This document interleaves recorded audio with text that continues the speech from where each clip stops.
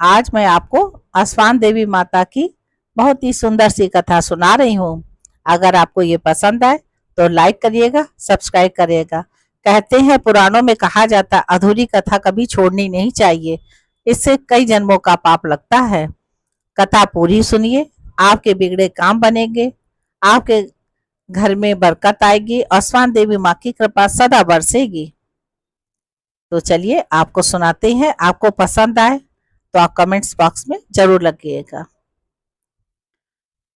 एक समय की बात है, एक गांव में निर्धन परिवार रहता था। वो चौधरी जी का घर था। पहले बड़ी संपन्नता थी, फिर लेकिन लक्ष्मी जी कहाँ गिरती, कभी ठहरती हैं, कभी वही परिवार बड़ा खुशहाल था, बड़ा धन दौलत था, लेकिन किसी कारणवश उनके निर्धनता छा गई, उनके खेत खलियान चले गए। इसलिए चौधरी जी का जैसे तैसे घर चलता था। एक जून की रोटी मिल जाती तो दूसरे जून की रोटी का जुगाड़ ना होता। समय धीरे धीरे बीतता गया। चौधरी जी के एक बिटिया और एक बेटा था।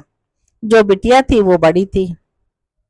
चौधरी और चौधराइन जी को इसी की बड़ी चिंता लगी रहती थी कि बेटा तो चलो जैसे तैसे होगा, घर पे रहेगा, लेकिन बिटिया का तो ब्याह करना ही है, हाथ तो पीले करने ही है। चौधराइन जो थी वो आसवान देवी माता की बड़ी पूजा किया करती थी। उनको नियम धर्म बड़ा था, बहुत पूजा पाठ करा करती थी। जब देखो वो माता के भजन गाती, नदी से जल लेके आती और माता का कलश रखती, दिया जलाती और कहती माता हमें किसी पे भरोसा नहीं है, ना रिश्तेदार पे है, ना अड़ोसी पे, ना पड़ोसी पे, हमें तो तुम पे ही है, तुम हम पे दया करो। समय धीरे धीरे बीतता गया। कन्या बड़ी होने लगी। गांव आस पड़ोस वाले बोले, अरे इतनी बड़ी बिटिया हो गई है और तुम अभी इसका ब्याह नहीं करे हो। चौधरी चौधराइन जी भी ये कहते, हाँ ढूंढ रहे हैं, देख तो कहाँ बनेगी। चौधराइन रोज उन्हें टोका करती थी, सुबह शाम, जाओ कहीं जाओ, गांव मोहल्ला टोला में देखो, पता करो, है अपनी बिटिया तो कितनी अच्छी है, सुंदर है, कहीं शादी ब्याह के लिए देखो।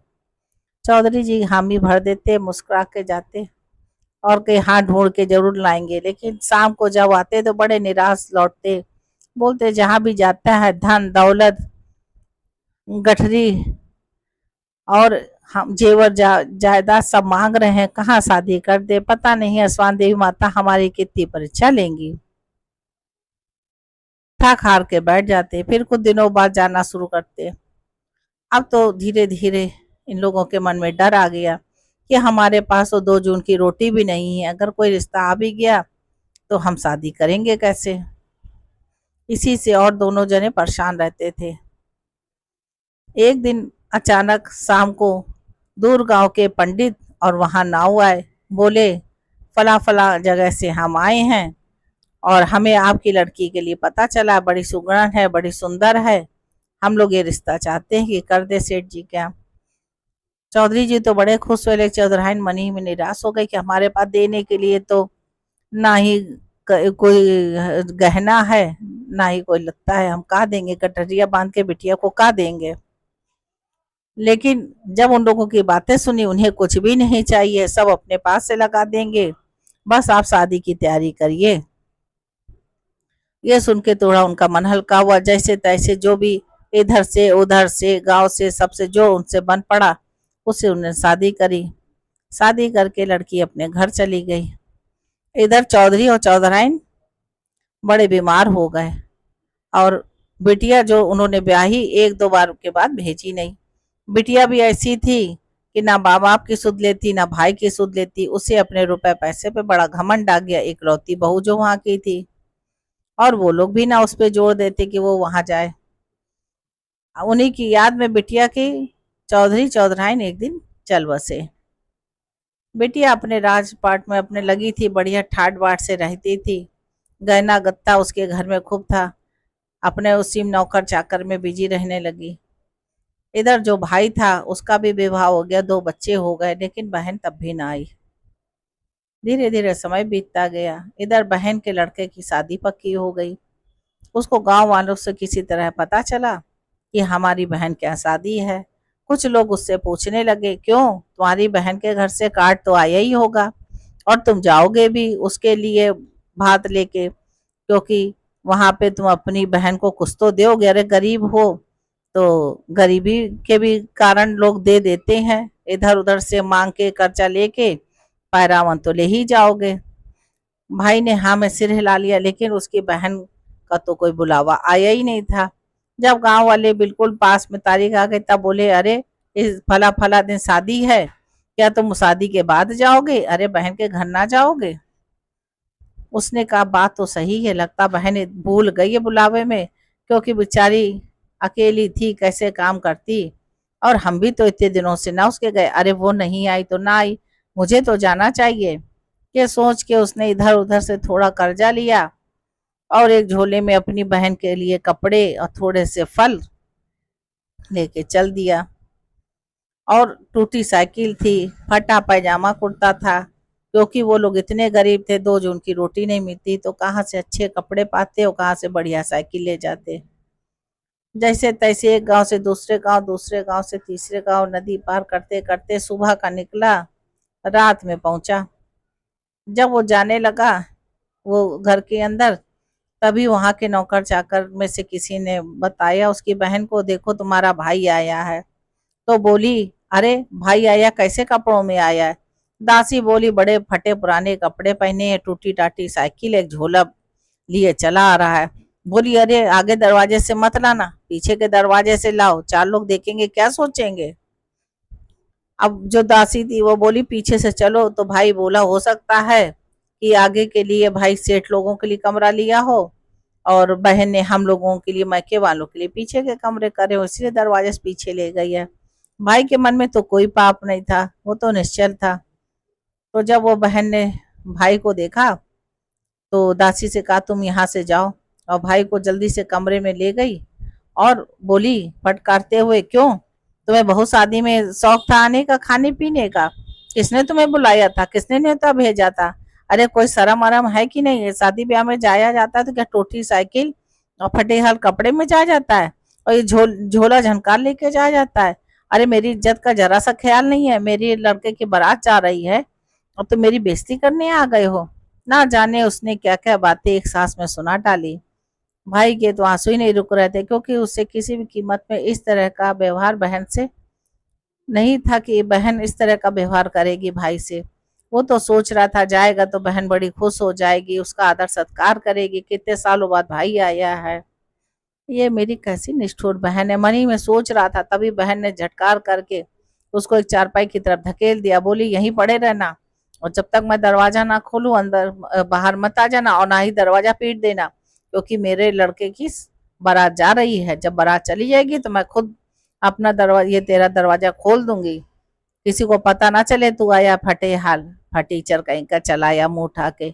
ना जाने क्या सोच के चला आया था मेरे घर में, ना कपड़ा ना लत्ता ना गहना ना गुत्था, चला आया टूटी साइकिल लेके।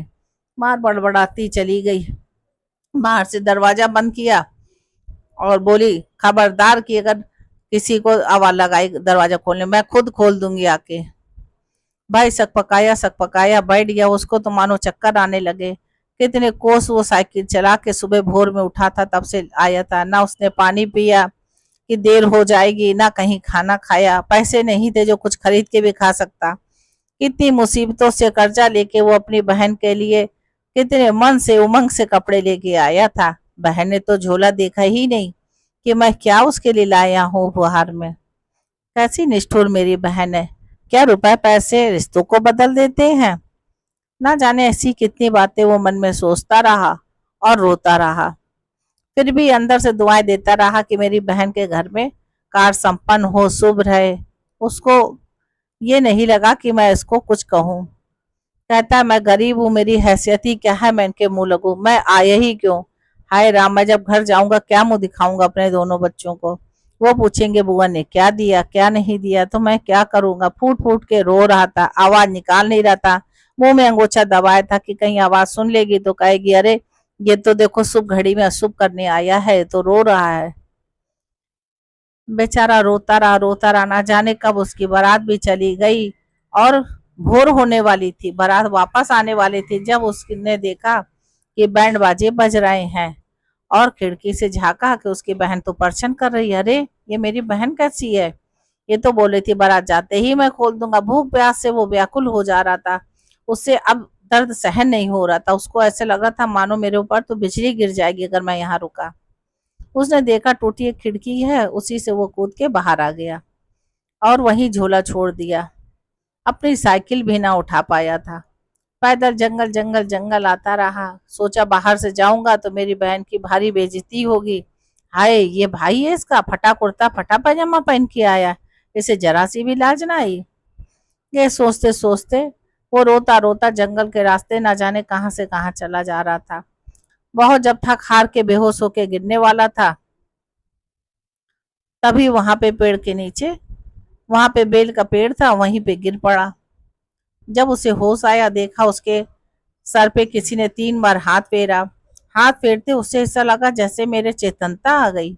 ऐसे लग रहा था जैसे मैंने कई दिनों से खूब फल खाए हो, मेवा खाई हो, दूध पिया हो, ऐसी उसके बढ़िया ताकत शरीर में आ गई। और उससे ऐसा लगा कि जैसे मानो कोई शरीर में दर्द भी ना हो, जो इतने किलोमीटर चल के पैदल आया था। उसने देखा जैसे ही, बोला अरे आप कौन है। देखा कि ये बूढ़ी माता उसको सर, अपनी गोद में उसका सर रखे हुए और सहला रही है। बोली बेटा इस जंगल में तुम कहाँ से आ गए, अरे बताओ तुम्हें मूर्छा कैसे आ गई, और अकेले कैसे सुबह सुबह घूम के आ। तो फूट फूट के रोने लगा। बोला माई मुझसे मत पूछो, आजकल के जमाने में कोई अपना नहीं है। मेरी सगी बहन ने मुझे दुत्कारा और उसने पूरी व्यथा बताई कि मैं बिना बुलाए बुलावे पे चला गया था। मैंने सोचा बहन के घर नहीं जाऊंगा तो दुनिया मुझ पे थूकेगी। ये ऐसा भाई है जो पहरावन भी ना ला सका, मेरी बहन की बेइज्जती ना हो, उसकी गांव में हंसी ना उड़े, इसीलिए मैं चला गया था। ये संसार उसे ताने मत दे, उसे कोई ताना ना दे दे, इसलिए मैं चला गया था। हाय मैं क्यों चला गया था बहन के घर में, वो तो अच्छा खुशी खुशी शादी ब्याह कर रही थी, मैं चला गया उसे क्रोधित कर दिया। बूढ़ी अम्मा ने समझाया कि बेटा परेशान ना हो, सब अपने अपने भाग्य का खेल है, किसी को धन दौलत मिलती है तो किसी को गरीबी मिलती है, लेकिन इसमें कोई रिश्ते नहीं खो देता है। तुम परेशान मत हो, तुम इतना क्यों दुखी हो रहा। कहता मुझे इस बात की नहीं कि उसने मुझे कहा, मैं तो ये सोच सोच के रो रहा हूँ कि जब घर जाऊंगा तो मेरी औरत पूछेगी कि दीदी ने क्या दिया, क्योंकि वो तो सोचे बैठी है बढ़िया बढ़िया पकवान दिए होंगे, बढ़िया बढ़िया कपड़े लत्ते मेरे लड़कों को दिए होंगे, फलों से मेरी टोकरी भरी हमें मिलेगी, और जब मैं खाली हाथ जाऊंगा, ना मेवा ना मिष्ठान, तो मेरी कितनी भारी बेइज्जती होगी, मैं अपने लड़कों से नजरें कैसे मिलाऊंगा। बूढ़ी माता बोली तुम परेशान ना हो, हमें तुम 3 फल देंगे, 3 फलों में 2 फल तुम खा लेना, एक फल रख देना, और एक फल जो तुम रखोगे उससे तुम राजा जैसे बन जाओगे, तुम्हारे ठाट बाट हो जाएंगे, नौकर चाकर हो जाएंगे, धन दौलत बन जाएगी, घर महल जैसा हो जाएगा, खेती बाड़ी हो जाएगी। वो सोचने लगा ऐसा भी कहीं होता है। फिर और जब तुम्हारे पास ये सब आ जाए तो तुम माता आसवान देवी की पूजा करना, धुरैया कराना, गांव की महिलाओं सुहागिन महिलाओं को बुलाना, पूजा पाठ करना, खूब भजन कीर्तन करना, ठीक है। उसने हाँ में कर दिया, क्योंकि उसे तो कुछ समझ ही नहीं आ रहा था। उसका तो सर चकराया जा रहा था कि उसकी बहन ने कैसे कहा, बार बार शब्द उसके कानों में गूंज रहे थे। उसके बाद उसने देखा बूढ़ी माँ ने एक खरबूजा दिया, 2 कीकर दिए, और उसके बाद उससे बोली कि जाओ ये 2 कीकर ले जाओ और ये खरबूजा ले जाओ, 2 फल खा लेना, एक रख देना। अब वो सोचा कि ये कीकर और ये खरबूजा हम क्या करके ले जाएंगे, हाय भगवान क्या करेंगे, बड़ा दुखी मन से था, लेकिन सोचा कुछ ना तो कुछ कम से कम मेरे हाथ में है जो मैं ले जाऊंगा, वरना मैं मुंह क्या दिखाऊंगा घर जाके। जैसे ही वो घर पहुंचा, लड़के दोनों आ गए और उसकी बीवी, अरे दीदी क्या हुआ है, अरे इतनी जल्दी कैसे आ गए, बारात कैसी थी। ना जाने एक ही सांस में बीवी और बच्चों ने कितने सारे सवाल पूछ लिए। बच्चे बोले अरे बुआ ने कैसा स्वागत करा, पापा बताओ तो हमारी बुआ कैसी है, वो जो बहू आई है वो कैसी है, गहना लत्ता तो पहने थी ना, अरे ये तो थी ना, आपका बड़ा स्वागत किया होगा, लेकिन वो कैसे बताए, शर्म के पीछे मरा जा रहा था कि मेरी तो इतनी भारी बेइज्जती हुई है। उसने कहा मैं अभी आता हूँ, मुझे जरा सा काम है, और ये बुआ ने दिया है खा लेना। जब बीवी ने घर में जाके वो झोला खोला तो हाय राम, ये क्या मेरी नंद ने भेजा है, कीकर पातर भेजा है, ये क्या करेंगे। जो दो निकाले तो बच्चों ने फल खा लिए, और जब झोले के अंदर झांका, अरे ये क्या है, ये तो सोना चांदी और इतना खरबूजा, ये तो सोने का खरबूजा है, इतना भारी खरबूजा भेजा रे, मेरी नंद तो बड़े पैसों वाली है, उसने मेरी गरीबी दूर कर दी। अब तो अपनी नंद की बड़ाई करते करते उसका पूरा दिन निकल गया। मेरी नंद तो बहुत अच्छी है, ऐसी तो नंद सबको मिलनी चाहिए, मुझे तो माला माल कर दिया अपने बच्चों से। और अपने आप बड़बड़ बड़बड़ करती जा रही थी, तभी शाम को धीरे धीरे पैर किसी अंदर आया उसका आदमी, और सोचा अब तो भारी बेइज्जती होगी, मैं क्या कहूंगा, बड़ा उदास मन से था, भूखा प्यासा भी बैठा था। जैसे उसने पैर रखा, उसकी बीवी उछल के बोली, अरे जल्दी आओ, देखो दीदी ने हमें माला माल कर दिया, रातों रात अमीर बना दिया। तो बोला क्या है, कहती ये देखो सोने का खरबूजा भेजा है हमारी दीदी ने, हमारी नंद ने कितनी अच्छी है, अपनी भौजाई का कितना ध्यान रखती है, अपने भाई को कितना मान सम्मान दिया होगा। अरे तुम्हें क्या खाया क्या पिया। अब भाई भी झूठ मूठ अपना बखान करता रहता, हाँ मेरी बहन ने बड़ा हमारा स्वागत किया था, बड़ी अच्छी है। अब वो जान गया कि ये उन्हीं बूढ़ी माता का आशीर्वाद है जो ये सोने का खरबूजा निकला।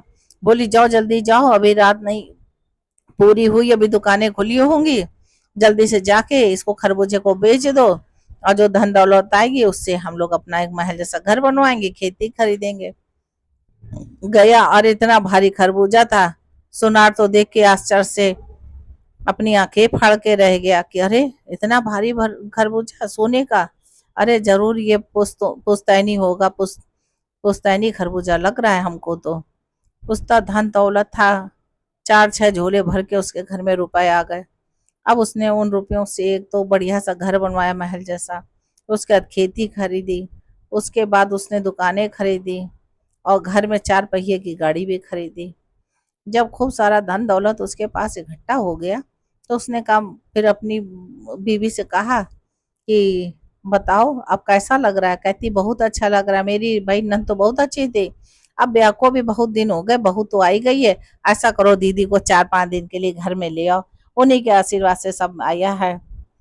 भाई ने भी सच्चाई नहीं बताई कि नहीं दीदी ने नहीं दिया, उसने हाँ करा और कहा चलो सूटकेस में कपड़े भर के दो, गहना लत्ता दो, फूल फल दो, और खूब सारी मेवा मिष्ठान भर दो मेरी गाड़ी में, 4 पहिए की गाड़ी में। खूब सज धज के भाई गया अपनी बहन को लेने के लिए। अब जब भाई ने हॉर्न बजाया तो फिर दासी और नौकर चाकर उसकी बहन को बताने गए, अरे तुम्हारा भाई आया। तो बोली मुंह चिढ़ा के, क्या आया है, कैसे कपड़े लाया है, किस तरह से आया है?" बोले अरे वो तो 4 पहिए की गाड़ी में आया है, खूब सूटकेस भर के लगता कपड़े लाया है, भारी भारी टोकरियां फलों की रखी है, मेवा मिष्ठान रखा है। बोली अरे पिछवाड़े से मत लाना, मेरे भाई को आगे से लाना, ये गांव संसार भी तो देखे कि मेरा भाई कितना रईस है, कितने ठाट बाट से आया है, 4 लोगों में मेरी भी इज्जत बढ़ेगी, देख लेना, सब गांव वाले देख तो रहे हैं ना। तो नौकरों चाकरों ने सर हाँ में हिलाया, और सारे नौकर चाकर उसका आदर सत्कार करने गाड़ी में गए। सब कोई उठा के फल की टोकरी पकड़े था, कोई मिठाई के डब्बे पकड़े था, कोई सूटकेस पकड़े था, ना जाने अनगिनत चीजें कितनी ले गया था अपनी बहन के घर में। सारे नौकर उसके आओ भगत में लग गए और उसको आगे के दरवाजे से लाए। पूरा गांव देखने आ गया, अरे इतना अमीर घर का भाई है, कितना सामान ले आया, ये तो लगता है पूरी दुकानें खरीद के ले आया। उसके बाद उसकी बहन फूली न समाई, और जब उसका आदर सत्कार कर रही थी तो चारों तरफ निगाहें बढ़ा रही थी, देखे कौन कौन गांव का व्यक्ति देख रहा है कि मेरा भाई आया, देखे किस किस ने मेरे भाई को देखा है। और मुस्कुराते मुस्कुराते सबको दिखा रही थी, अरे मेरा भाई आया, मेरा भाई आया। और हंसते हुए अपने कमरे में ले गई, खूब आदर सत्कार किया, फल फूल उसके सामने रखे, एक नौका रख दिया, बोली कि तुम हवा पंखा हिलाते रहो इसके सामने, जरा सी भी मेरे भाई को गर्मी ना लगे, क्योंकि अब तो भाई फटे पुराने कपड़े नहीं पहन के गया था, अब तो सूट बूट में कप में गया था बढ़िया, है ना। तो खूब सारे अपने रुपए पैसे की उसकी धमक लग रही थी, तो इसलिए बहन इतने आधा सत्कार करे पागलों जैसे घूम रही थी, मेरा भाई आया, मेरा भाई आया, मेरे भाई को ये दे दो, मेरे भाई को वो दे दो भोजन में। 2 दिन भाई रुका, उसके बाद बोला दीदी मेरी बीवी ने कहा है कि दीदी को 4-5 दिन घर में लिया। अब तो उसने सोचा कि मेरे भाई के पास धन दौलत है तो घर जाने में क्या, झुपड़िया में कहाँ जाते, है ना। तो उसने हाँ कर दिया, अपने आदमी से पूछा मैं भाई के संग जाऊं।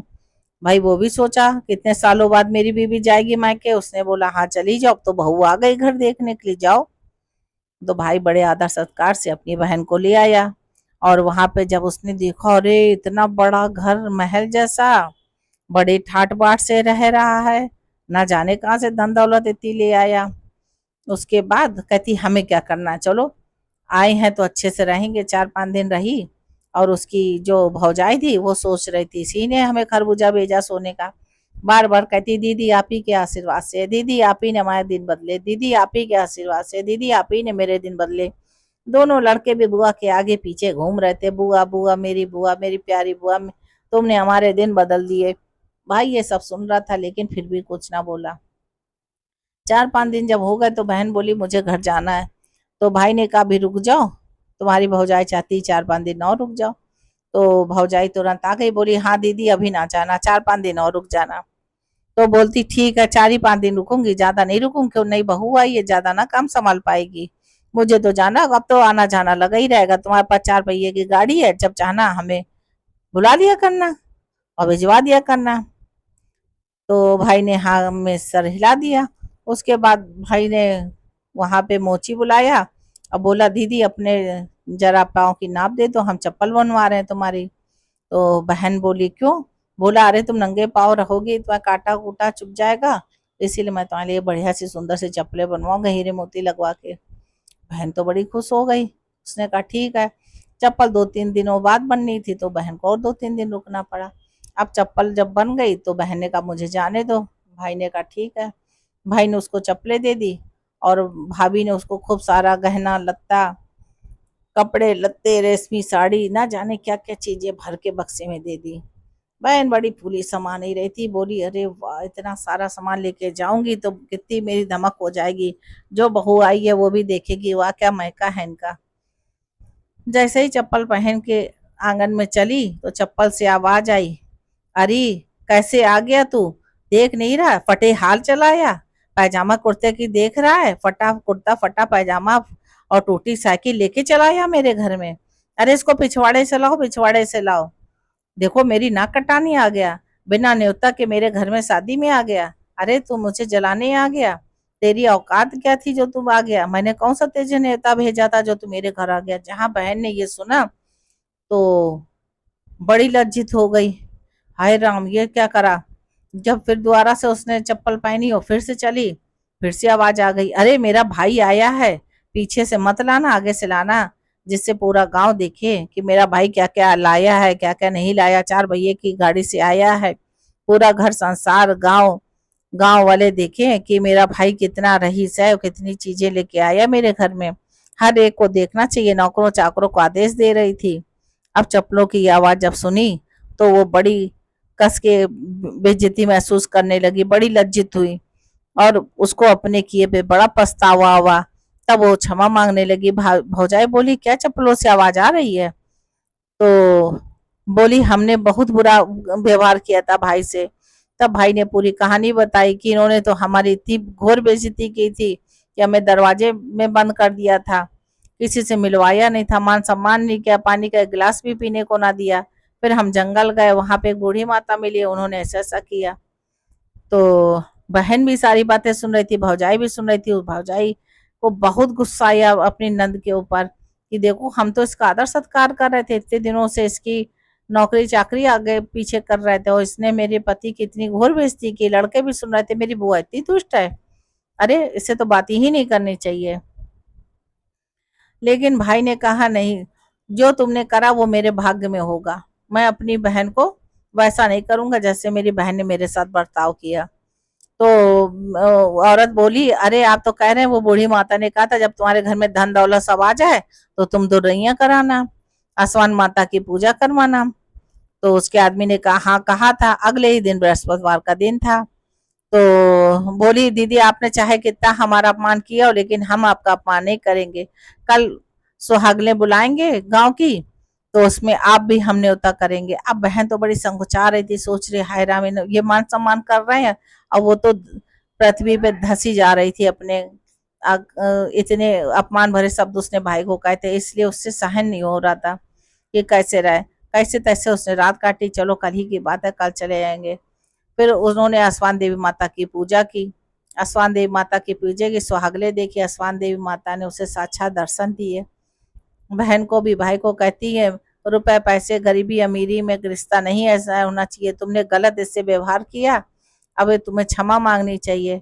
तो कहती हाँ, हमसे गलती हुई, और तुम्हारे घर में इतनी धन दौलत होते हुए तुमने आसवान देवी माता की पूजा नहीं की, जबकि तुम्हारे मातारी हमेशा मेरी पूजा करा करती थी। उसने अपनी गलती की क्षमा मांगी। अब मैं भी जाऊंगी और मैं भी आसवान देवी माता की पूजा करूंगी अगले बृहस्पति को, और अपनी भाभी को भी बुलाऊंगी। इस तरह क्षमा मांगती हुई पूजा सब करी। सबने आसवान देवी माता की पूजा की, भजन कीर्तन किया, और सबने धूमधाम से माता का आशीर्वाद लिया। सब दुनिया खा के जाने लगी। तो बहन बोली, मुझे भी भाभी विदा करो, अब मैं भी जब बुलाऊंगी अगली बार तुम मेरे घर आना। तो एक दूसरे की, दोनों ने गलती की क्षमा मांगी कि अब हम नहीं ऐसा करेंगे। आसवान देवी माता की जय जयकार की। आसवान देवी माता गरीब को अमीर बना सकती, अमीर को एक पल में गरीब बना सकती हैं। जिसके बच्चे ना हो, बाज हो, तो उसको पुत्र दे सकती है। जिसका विवाह ना हो रहा उसकी शादी कर सकती, जिसका घर द्वार ना हो उसको मकान दिला सकती हैं। इतनी शक्ति है स्वान माता देवी में। कहते जैसे उनके दिन बहुरे, ऐसे स्वान देवी माता सबके दिन बहुरना। बोलिए स्वान देवी माता रानी की जय। भक्तों, अगर ये कथा पसंद आई हो तो कमेंट्स करिएगा, लाइक करिए, सब्सक्राइब करिए।